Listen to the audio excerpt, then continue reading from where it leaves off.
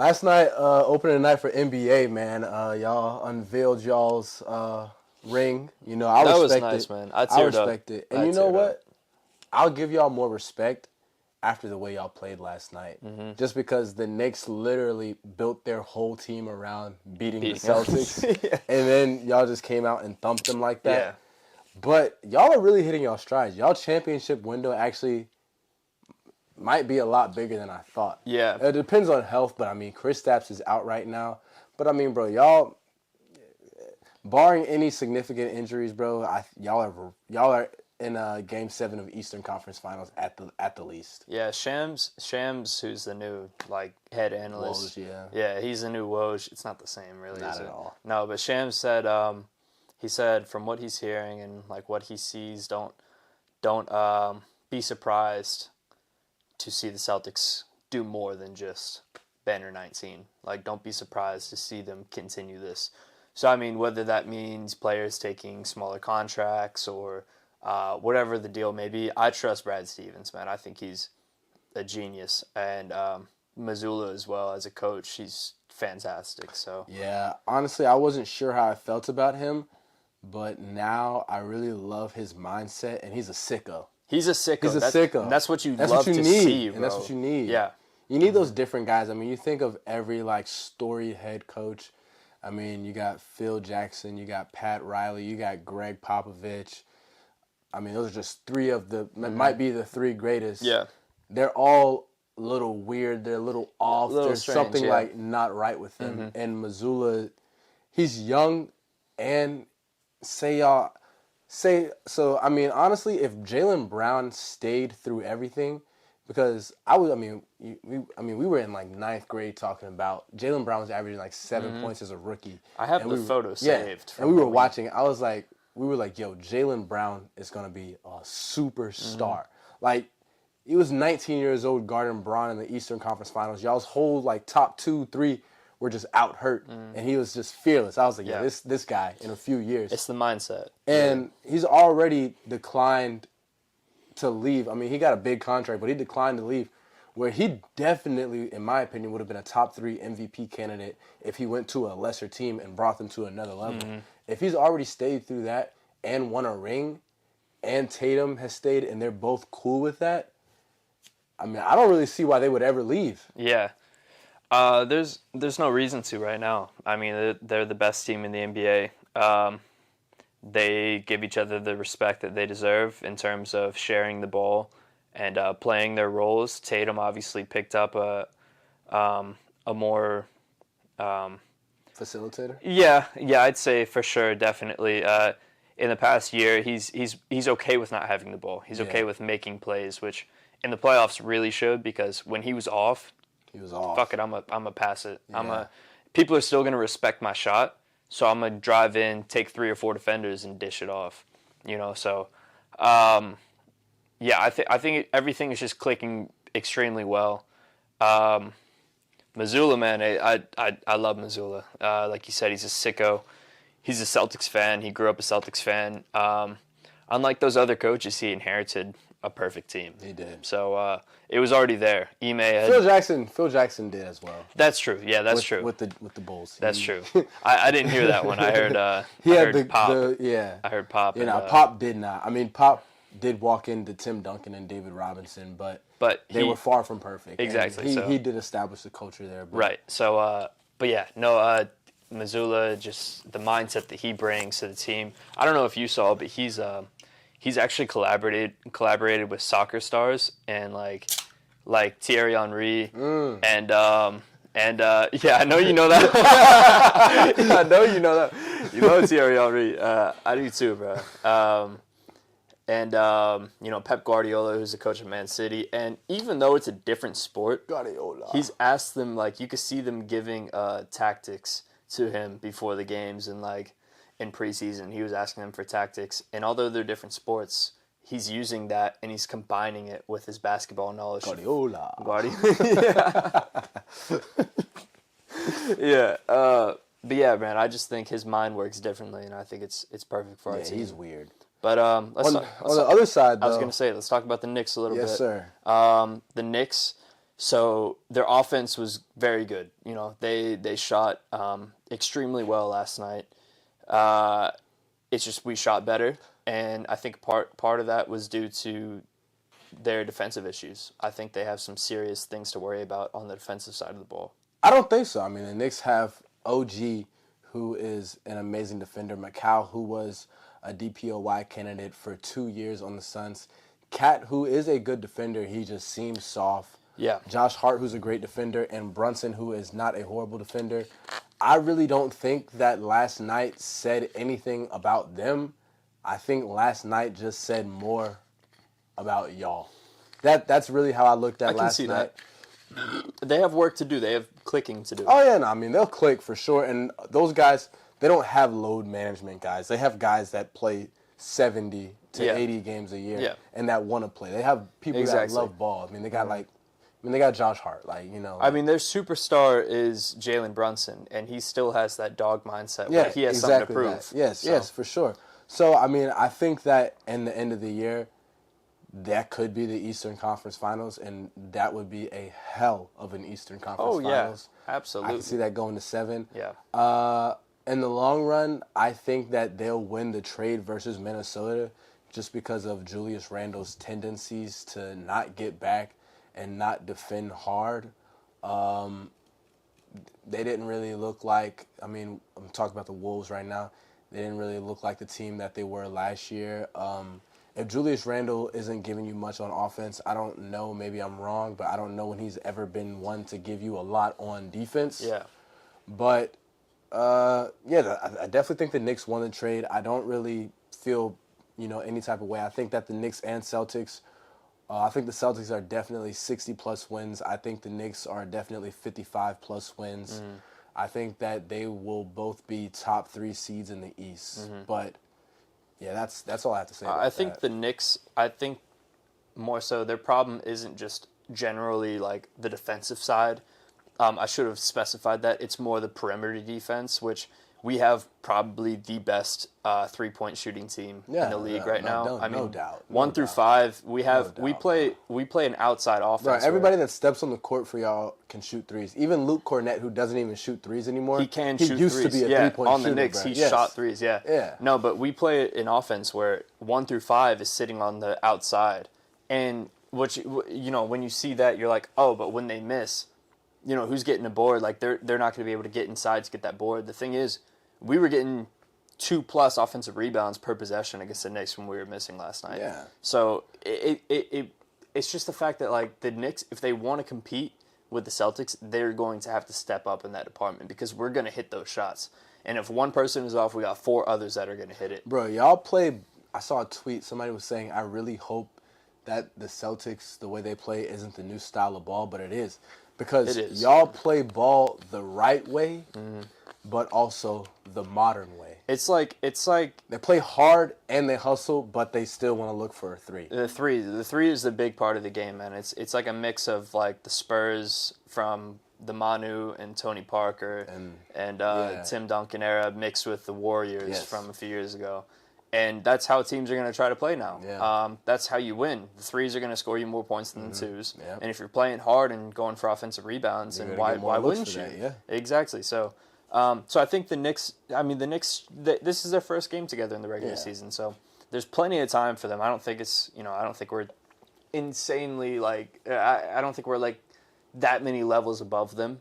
I think we're better than them. They can compete with y'all. They can compete though. Yeah, exactly. So and y'all aren't gonna shoot like that every night. Exactly. Yeah. So there's a lot to be seen, but I think we made a statement on or last night, so Tuesday night. So I think that was a statement win. I think the biggest problem that the league is gonna have now with the Celtics is letting them get a ring because y'all had a whole bunch of guys who weren't soft, but they also weren't dogs. And I think that giving them a ring, like giving Jason Tatum a ring, because, we all saw it 3 years ago or 2 years ago when he got punked by the Warriors. Giving him a ring and giving him that confidence as I've done it before, that's not something you want to see out of a guy like that. He said it himself, man. He said it felt like a weight was lifted off his shoulders when he got that ring. Right. That's like when you are trying to accomplish something and you finally do it, and you have to do it again, and you're having trouble with it, and then you remind yourself, I've already done this shit, bro. You know, like, I mean, like, you're at work, and you got a tough task, and you think about the task that you had just 2.5 years ago that was just like this. You're like, man, I already did this. Exactly. And then it just becomes so much easier. So yeah, that first comp helped them, tremendously. So I could see y'all, I mean, if the core stays together, I wonder how y'all would replace Drew.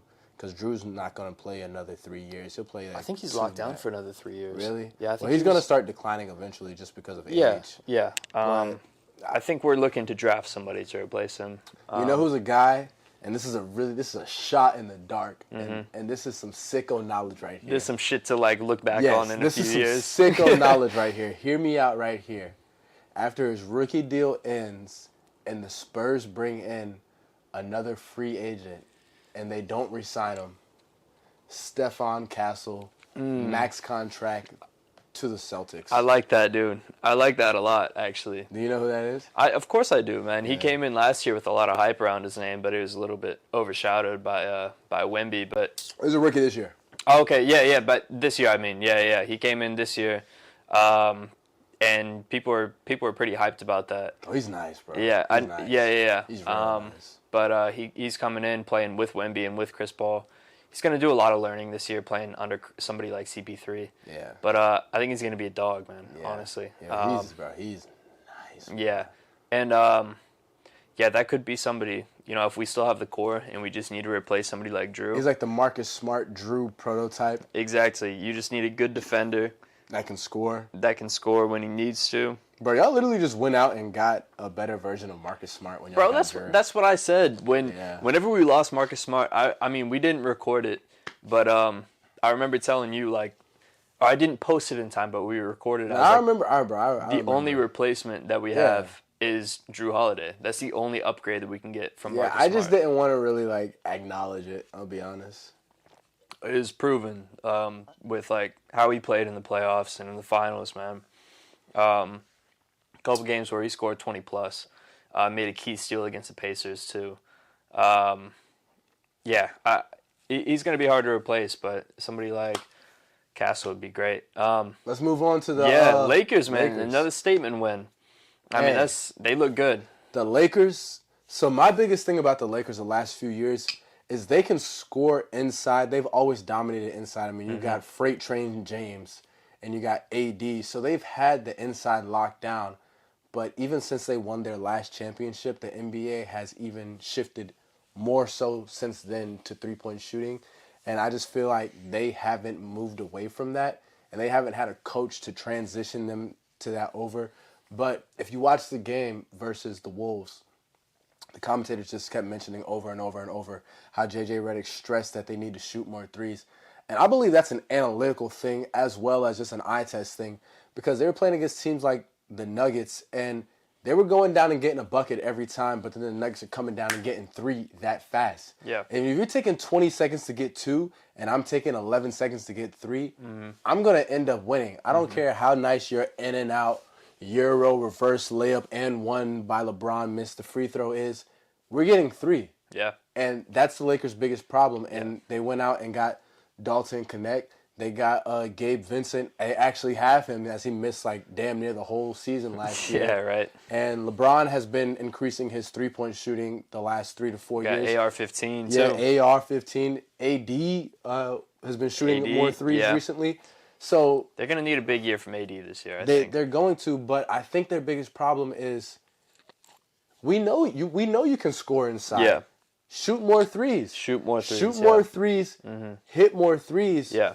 And when you need that bucket inside, go get that bucket inside. But if not, try to get three. Yeah. And Rui Hachimura. Oh, yeah. I think that this could be a real breakout. Yeah, I think that he might win Most Improved Player. Yeah. Because last night, I remember when he got drafted, I would watch him, and I was like, damn, this guy could be a lot better than he is. Yeah. And last night was the first time I've ever seen him play, and I was like, oh, this is what I thought that this guy would be. You know, his shot looks nice. He's stroking it mid-range, hitting the threes long. He was doing everything. He had a nice post. You saw that nice post move he had? Yeah, bro. I mean, he is an extremely good player, and that's what the Wizards thought that they drafted. They thought that he was a franchise player, which maybe he's not that, but he is a key piece on a championship-winning team if the right team gets him. Yes, he is. Whether the Lakers have that or not, it's yet to be seen, but they look really strong right now, man. They look really strong. All the pieces that you just said,